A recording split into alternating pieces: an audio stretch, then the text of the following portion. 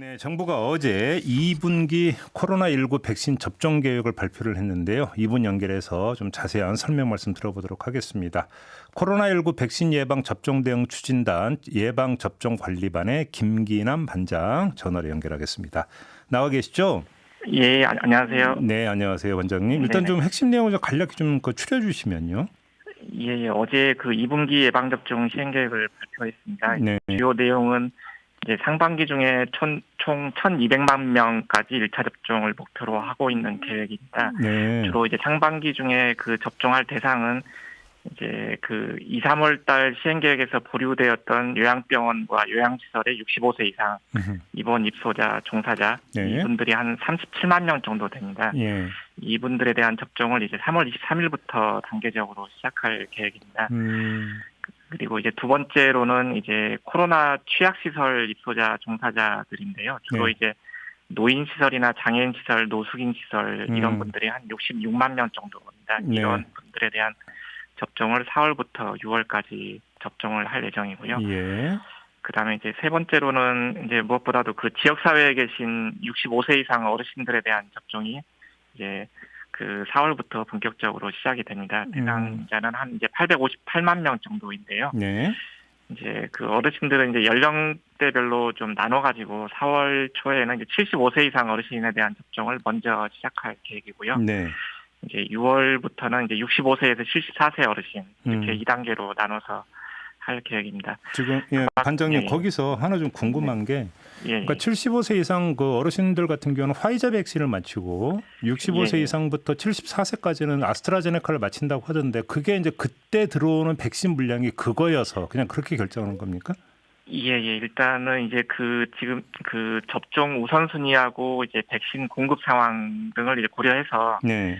저희가 이제 접종 대상자별 백신을 이제 예방접종 전문위원회를 통해서 결정을 하고 있습니다. 그런데 예. 이제 그 4월 달에 공급되는 백신이 이제 6월까지 한 300, 그 화이자 백신이 350만 명분이 공급이 되고 그 공급량에 맞춰서 가장 우선순위가 높은 이제 75세 이상 연령층이 364만 명입니다. 그래서 네, 네. 그 화이자 백신이 75세 이상 그 고령층에게 우선적으로 접종할 계획입니다. 근데 지금 이제 어르신이다 보니까 거동에 불편하신 분들도 많고 특히 요양시설에 계신 분들은 그러지 않겠습니까? 그러면 어떻게 예, 이제 예. 접종 방식이 찾아가는 접종이 되는 건가요? 어떻게 되는 겁니까? 예, 예. 지금 이제 화이자 백신 같은 경우는 이제 지역별로 그 설치되고 있는 이제 지역 예방접종 센터에서 접종을 하게 됩니다. 네. 그래서 일단 이제 75세 이상 고령층은 특히 이제 온라인 예약이 이제 스스로 힘들고 또 거동이 불편한 분들이 많기 때문에 그렇죠. 일단 이제 지자체를 통해서 그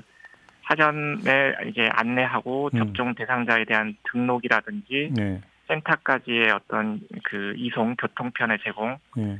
그리고 이제 접종 후에 어떤 건강 상태에 대한 모니터링까지 지자체에서 좀 직접적으로 지원을 할 계획입니다. 그래요. 예. 알겠습니다. 계속 끊이지 않는 게 아스트라제네카 백신의 이제 안전성, 이제 뭐 그 당국 같은 경우는 이제 그냥 문제 없다고 계속 말씀을 해주셨음에도 불구하고 이제 뭐 세간에 이런저런 얘기가 계속 떠들고 있지 않습니까? 예. 그다음에 뭐 이번에는 뭐 혈전 등의 부작용이 일부 보고됐다, 뭐 이런 이야기가 또 돈다고 하는데 이거 어떻게 봐야 되는 겁니까? 일단 이제 그 유럽 일부 국가에서 이 아스트라제네카 백신에 대해서 이제 접종을 이제 유보하는 사례들이 있습니다. 이제 여기에 대해서는 일단 이제 유럽 의약품안전청은 이제 혈전으로 인한 사망 원인하고 백신과의 인과성이 인정되지 않는다고 이제 발표한 바가 있습니다. 그리고 이제 그동안에 이제 백신 임상 시험에서도 혈전에 관한 그 이상 반응이 확인된 바가 없다고 설명을 하고 있고, 예. 세계 보건기구도 지난주에 이제 백신과 혈전 형성 사이에는 인과관계가 성립하지 않기 때문에 백신을 사용 중단할 이유가 없다고 밝혔고요. 네. 그리고 이제 또 유럽에서 지금 문제가 되고 있는 그 동일한 그 일련 번호의 백신이 이제 국내에는 지금 수입되지 않은 상황이고 아직 국내에는 이제 혈전 이상 반응으로 신고된 거는 없기 때문에 저희들도 지금 현재 상황에서 이제 국외 상황들을 면밀히 모니터링하고 있는 상황입니다. 이제 걱정 마시라. 뭐 한마디로 이렇게 정리해도 되는 거죠? 예, 그렇습니다. 알겠습니다. 그럼 그건 걱정을 않겠는데요. 근데 요거는 좀 체크가 필요한 게 저희도 어제 이 인터뷰를 진행을 했는데 백신을 맞은 다음에 고열, 뭐 두통, 근육통에 시달리는 경우, 근데 그 증상이 꽤 심하다 이런 얘기가 있던데, 요건 어떻게 봐야 되는 겁니까? 그러니까 이제 일반적으로 이제 예방 접종을 하면은 이제 이 신체에서 이제 바이러스에 대한 면역 반응들이 일어나기 때문에 이제 흔하게 이제 발열이라든지 근육통 같은 반응이 이제 나타납니다. 그래서 예방 접종 후에 이제 나타날 수 있는 그 이제 흔한 증상들이 근육통이라든지 발열, 이제 두통, 오한 이런 것들은 이제 면역이 형성되는 과정에서 일반적으로 나타날 수 있는 증상이고 또 이제 대부분 자연적으로 없어지는 증상입니다. 또한 이제 필요한 경우는 이제 해열 진통제로 조절이 가능한 증상이라고 할 수 있습니다. 근데 물론 당국에서 이제 그런 뭐 이제 그 타이레놀 먹으라 이랬다는 거 뭐 저도 보도로 봤는데 그 정도 갖고는 안 된다 이런 이야기가 있는데 그래서 좀 하나 좀 여쭤보고 싶은 게 이게 이제 그 백신 휴가가 필요한 거 아니냐 이런 목소리가 나오잖아요. 혹시 좀 당국에서 검토를 하고 있습니까 이 문제는? 일단 이제 그 아까 말씀드린 대로 이제 접종 후에 이제 그 발열이라든지 근육통 등은 이제 일반적인 현상이지만은 이제 아마 이제 아파도 접종 후에 이제 일해야 된다는 부담이 이제 예방 접종을 꺼리게 하는 요인이 될 수 있기 때문에 이제 이런 접종 후에 어떤 휴식이나 휴가에 대한 좀 논의가 제기가 되고 있는 것 같습니다. 그래서 이제 이 부분은 지금 이제 관계부처 간에 좀 긴밀한 협의가 필요하고 좀 논의가 진행되고 있는 상황이고요. 조금 더 이제 사회적인 공감대도 형성해 갈 필요가 있다고 생각이 됩니다. 근데 이건 좀 되게 현실적인 문제인 게 예를 들어서 뭐 그나마 이제 번터 직장 다니고 노조 있는 데 다닌다라고 한다면 뭐 단체 협약이나 이런 걸 어떻게 좀 뚫어보겠는데. 근데 뭐 그 대한민국 노동자의 90%는 지금 노조하고는 상관이 없이 어떤 직장에서 일하는 걸로 제가 알고 있는데 이런 분들은 지금 뭐 당국에서 가이드라인을 주거나 지침을 주지 않으면 사실은 엄청 아픈데 계속 일을 해야 되는 상황으로 몰리게 되는 거잖아요. 일단 그래서 이제 방역 당국에서도 이제 백신 접종 후에 나타날 수 있는 이제 증상에 대한 안내, 그다음에 이제 대처 요령에 대한 안내, 어떤 이제 휴식에 대한 권고 이런 부분들을 조금 더 적극적으로 안내를 해 나갈 계획입니다. 그래요. 아무튼 그러면 정부 차원에서 각 직장에 그러니까 이 백신 휴가에 지침을 주는 것까지는 아직은 검토를 안 하고 있다 이렇게 이해를 해야 되는 겁니까? 지금 그 부분은 관계부처 간에 좀 논의가 진행이 되고 있는 걸로 알고 있고요. 어떤 그 어느 정도 수준의 권고나 어떤 제도화로 나갈 수 있을지는 조금 더 검토가 필요한 상황이라고 볼 수 있습니다. 그래요?